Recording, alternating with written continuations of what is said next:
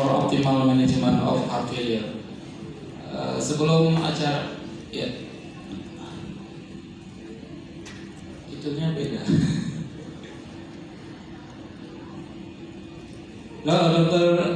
Dokter Sari, clinical guideline for optimal management of heart failure. Atau di oh ini ya, the monitor when to consider potent reversible P2Y12 inhibitor in high risk patient. Maaf Dokter Sari, saya membaca yang di jadwal. Terima kasih. Sebelum acara ini mungkin tadi sudah di CV-nya tadi sudah disampaikan oleh, karena saya pikir tidak perlu banyak bicara mengenai Korporfin Dr. Sari. Beliau adalah ketua PAPI sekarang, jadi banyak sekali di sini kita sudah mengenal beliau semuanya. Untuk mempersiapkan waktu, saya persilakan Dr. Sari.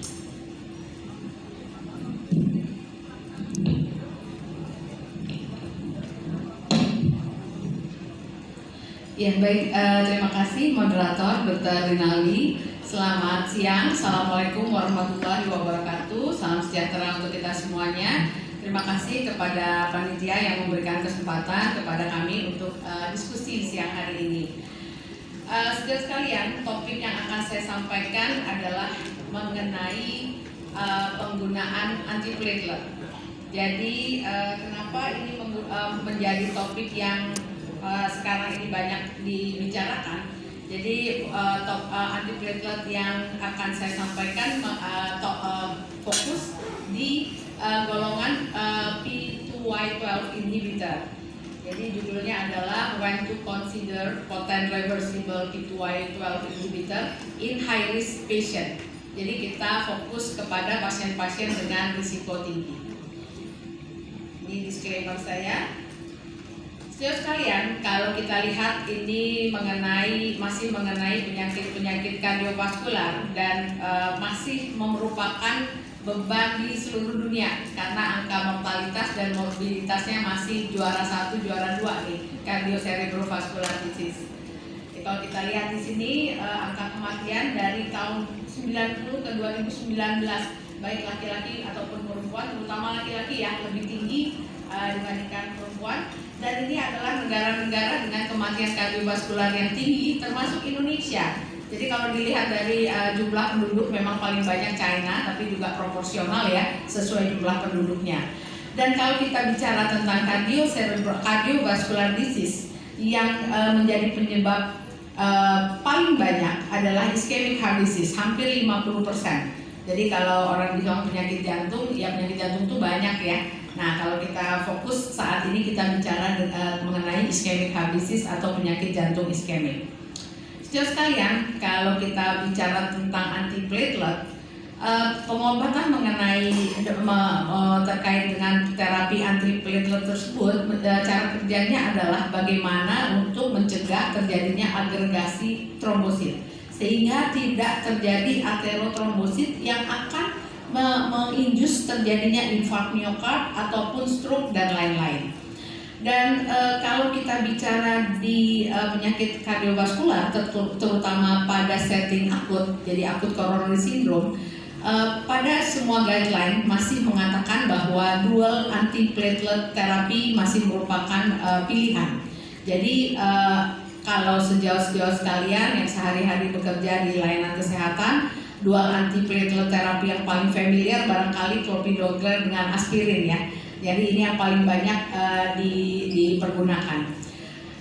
Tapi memang kalau kita lihat di evidence atau di bukti ilmiah, ada beberapa limitasi yang perlu kita perhatikan. Yaitu adalah kalau antiplatelet terapi itu diberikan, kita lihat reseptor mana yang akan diinhibisi.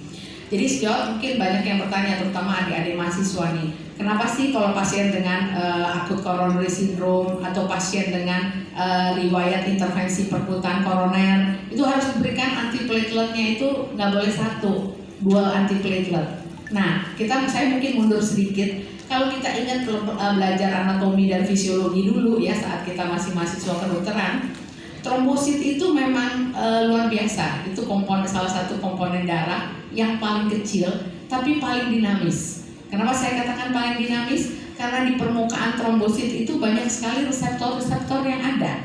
Sehingga untuk mencegah terjadinya agregasi trombosit, nggak cukup satu reseptor aja yang diinhibisi.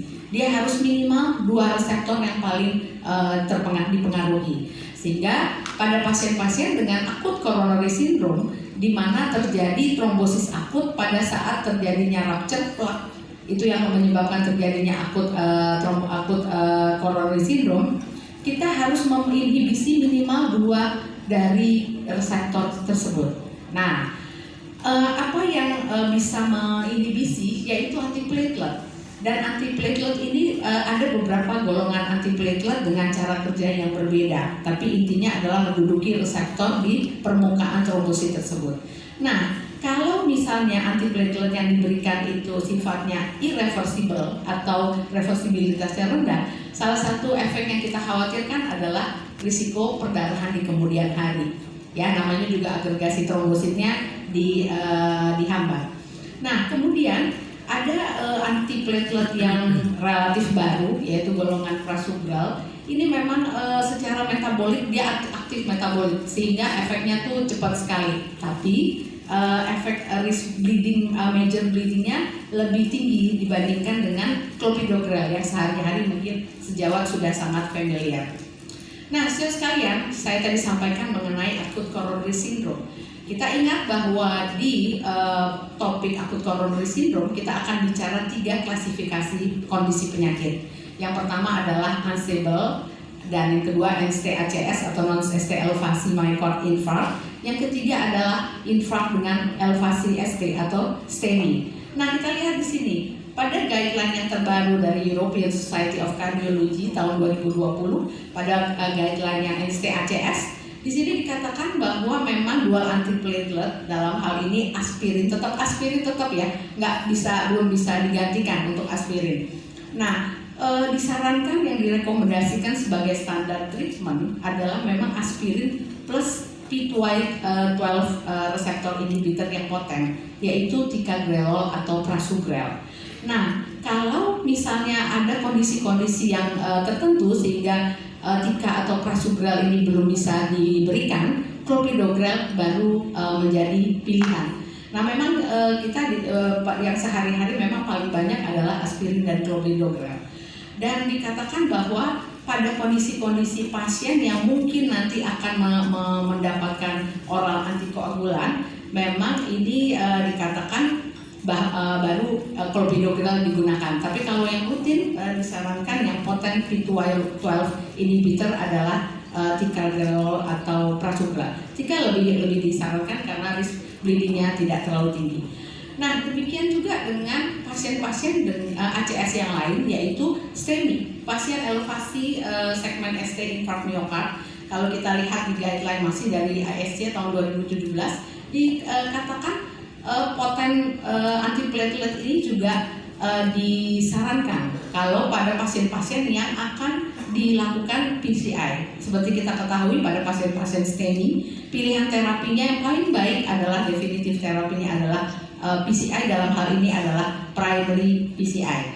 Nah, kemudian pada pasien-pasien yang fibrinolitik juga sama, jadi disarankan adjuvan terapi untuk antiplateletnya juga disarankan pada golongan yang poten P2Y12 inhibitor.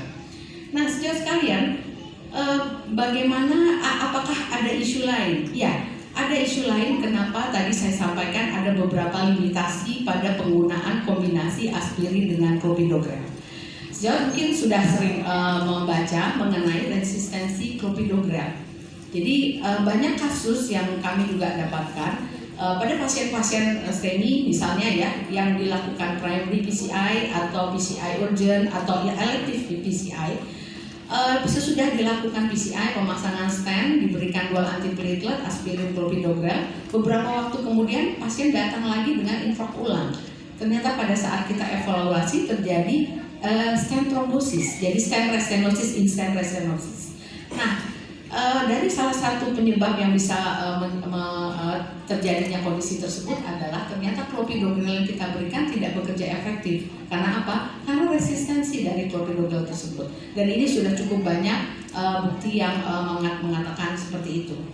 Nah, saudara sekalian, ini kalau terjadi resistensi clopidogrel, artinya bahwa molekul yang ada di clopidogrel tersebut tidak berhasil atau tidak bekerja sempurna untuk menginhibisi reseptornya, sehingga tetap saja bisa terjadi trombosis baru. Nah, inilah yang kita khawatirkan, terutama teman-teman intervensionis nih. Jangan sampai sudah capek-capek melakukan tindakan intervensi, nggak lama kemudian pasiennya infak lagi, ternyata terjadi stenosis baru di stent yang dipasang. Nah, ada beberapa faktor yang dikatakan memang memengaruhi terjadinya resistensi clopidogrel ini. Jadi ada beberapa genetik ya, ini yang memang kalau memiliki kondisi ini risiko untuk resistennya lebih tinggi. Tapi ada kondisi lain, pada pasien diabetes sering terjadi resistensi clopidogrel. Pada pasien dengan penyakit liver, kemudian pada inflamasi yang tinggi, atau pada pasien-pasien yang mendapatkan obat-obatan lain, salah satunya PPI yang diberikan bersama-sama dengan clopidogrel, itu bisa menginjus terjadinya resistensi clopidogrel. Nah, pertanyaannya bagaimana kalau ini terjadi?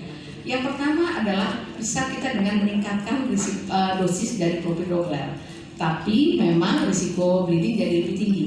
Atau memberikan golongan P2Y12 inhibitor yang baru. Jadi ada prasugrel, atau yang lebih baru lagi adalah ticagrelor. Tadi saya sudah sampaikan bahwa memang seperti prasugrel itu metabolit aktif, dia cepat bekerja, tapi memang risiko bleeding jadi lebih tinggi.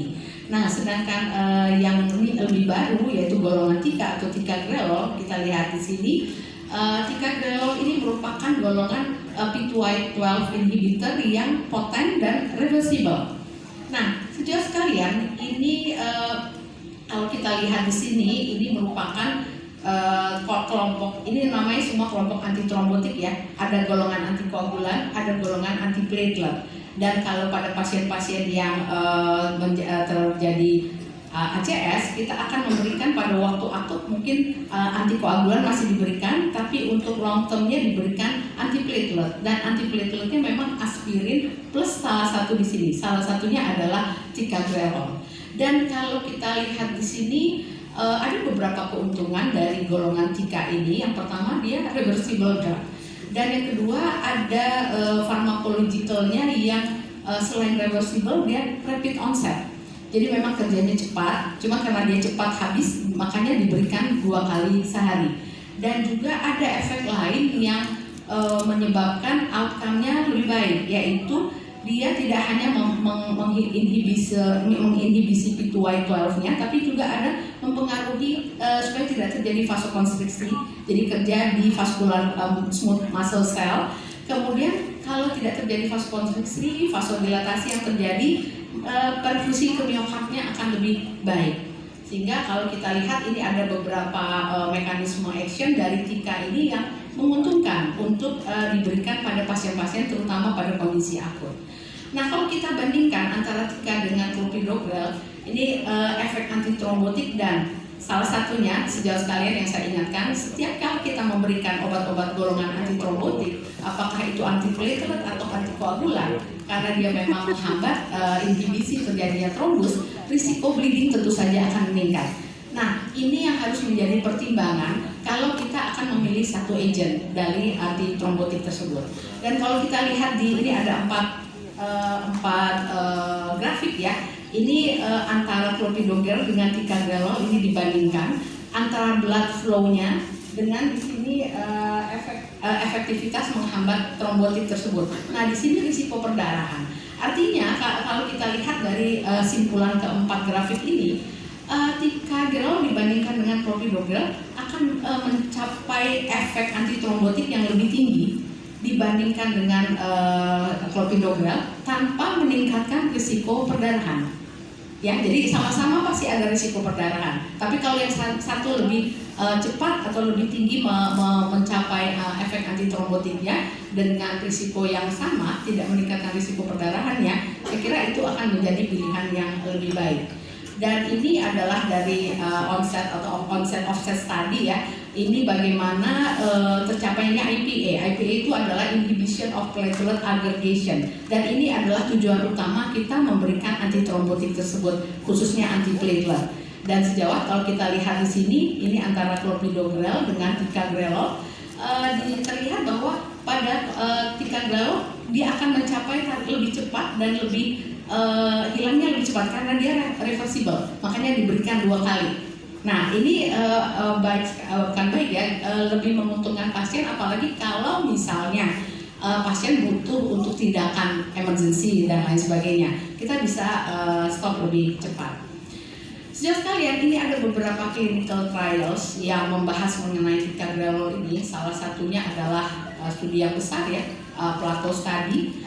Ini pada pasien-pasien dengan STEMI ataupun non-STEMI, ini semua masuk yang menggunakan antiplatelet. Jadi antiplateletnya adalah clopidogrel dan ticagrelor plus ASA, aspirin itu pasti ya. Nah kemudian dilihat ini adalah dibandingkan yang menggunakan clopi dan tika. Dan memang pada clopi, pada pasien-pasien yang akan dilakukan PCI ini akan mendapatkan loading dose tambahan. Nah kalau kita lihat di sini major efficacy endpoint-nya sesudah 12 bulan, ini primary endpoint-nya sama ya, jadi kematian akibat semua penyakit vaskular, apakah itu infark, stroke, dan kemudian ini secondary endpoint-nya. Dan kemudian kalau kita lihat perbandingannya, ya ini masih sama ya, kematian akibat penyakit vaskularnya. Ticagrelor terbukti lebih superior dari clopidogrel pada pasien-pasien ACS yang akut coronary syndrome yang akan menurunkan risiko kematian akibat semua penyakit vaskular, infark miokard ataupun stroke. Jadi kalau kita lihat perbandingannya antara yang diberikan kelompok yang diberikan ticagrelor dibandingkan dengan clopidogrel. Dan ini primary endpoint-nya yang tadi sudah disampaikan, bahwa antara yang diberikan clopi dan tika ini kalau sepertinya sama ya, tapi kalau kita diperbesar, incidence terjadinya primary endpoint lebih rendah pada tika dibandingkan clopidogrel. Dan ini major bleedingnya ternyata tidak meningkat. Ini yang tadi saya sampaikan. Jadi kalau efektivitasnya ini grafiknya udah berpisah dari awal, artinya dia rapid onset. Di awal saja dia sudah terlihat perbedaan efektivitasnya tanpa meningkatkan risiko bleeding. Jadi begini cara kita membaca grafiknya. Nah ini yang menjadi dasar kenapa di guideline memang ini disarankan menjadi pilihan. Dan kalau kita lihat di sini bukti bahwa ticagrelor tanpa aspirin ini juga untuk high risk pasien yang sesudah dilakukan intervensi koroner perkutan pada pasien ACS ya. Jadi kita bicara pada pasien akut coronary syndrome, ternyata efektivitasnya masih ada. Dia tanpa, kalau yang di sini dengan aspirin, kalau yang di sini hanya ticagrelor yang di bawah ya. Jadi aspirinnya di stop setelah 3 bulan diberikan dual antiplatelet. Jadi pada pasien-pasien yang high risk yang menjalani percutaneous coronary intervention dan sudah 3 bulan komplit mendapatkan dual antiplatelet, ternyata ticagrelor monoterapi bisa tetap menurunkan insidensi terjadinya bleeding dan risiko untuk kardiovaskular eventnya, kematian, infark miokard baru ataupun stroke. Jadi ini studinya ya, ini desain studinya sesudah 3 bulan pada pasien-pasien yang menjalani kompleks PCI, kemudian ini satunya di tika aspirin, yang satunya tika saja, dan ternyata kita lihat risikonya tetap risiko bleedingnya lebih rendah, tapi efektivitasnya, insidensnya lebih baik pada yang tika alone, tika yang sendiri. Ya, jadi kalau kita lihat di sini ini yang dibandingkan dan lebih bermanfaat memang pada yang kompleks PCI, jadi pada pasien-pasien yang ACS ya, yang menjalani PCI. Nah, sejauh sekalian ini ischemic endpoint-nya tadi yang saya sampaikan. Ini kalau kita lihat yang di sini adalah tika plus placebo, yang ini adalah tika plus aspirin. Jadi kalau kita lihat cardiovascular death, MI, ischemic stroke-nya lebih rendah dibandingkan dengan yang kombinasi. Stent trombosisnya juga sama, dan ini yang efek yang sangat menguntungkan untuk pasien tersebut. Nah, hasil dari studi ini dikatakan bahwa pasien-pasien yang menjalani kompleks PCI dan ini sudah mendapatkan regimen dual platelet 3 bulan, dilanjutkan dengan 3 saja, risiko bleedingnya lebih rendah dan tidak meningkatkan risiko iskemik. Nah, kalau sejauh lihat di guideline gambarannya seperti ini dok. Jadi pada pasien yang NST-ACS kemudian diberikan menjalani PCI, tapi tidak ada atrial fibrilasi ya dok ya. Karena kalau atrial fibrilasi berarti dia akan mendapatkan oral antikoagulan, kita tidak bisa ikut skema ini karena nantinya akan diberikan oral antikoagulan. Nah, kita lihat di sini kalau pada pasien-pasien yang risiko iskemiknya memang tidak terlalu tinggi dan risiko bleedingnya juga rendah, sesudah 3 bulan mendapatkan dual antiplatelet yaitu aspirin dan tika, memang bisa dilanjutkan dengan ticagrelor. Walaupun memang kalau kita lihat di sini warnanya masih kuning. Kuning ini lebih evidence-nya paling tinggi adalah yang warnanya hijau. Ya, ini masih kuning tapi ini dalam evaluasi. Jadi masih bisa menjadi pilihan kalau memang risiko iskemiknya tidak terlalu tinggi. Nah, ini penggunaan jangka panjang ticagrelor pada pasien-pasien yang terkena infak sebelumnya. Dan dikatakan di sini bahwa memang low dose aspirin itu jadi pada pasien-pasien infak yang lebih dari 1 tahun, treatment dengan ticagrelor itu memang terbukti secara signifikan akan menurunkan risiko kardiovaskular kematian, kemudian infak atau stroke, tapi meningkatkan risk bleeding. Jadi memang kalau di atas 1 tahun disarankan memang low dose aspirin ya, jadi sama seperti yang sebelumnya. Nah, ini kurva Kaplan-Meiernya pada pasien-pasien yang diberikan ticagrelor apakah dengan dosis 60 atau 90, dan ini dikatakan risiko event rate-nya tetap lebih rendah dibandingkan kalau diberikan placebo. Saudara sekalian, ini pada siang hari ini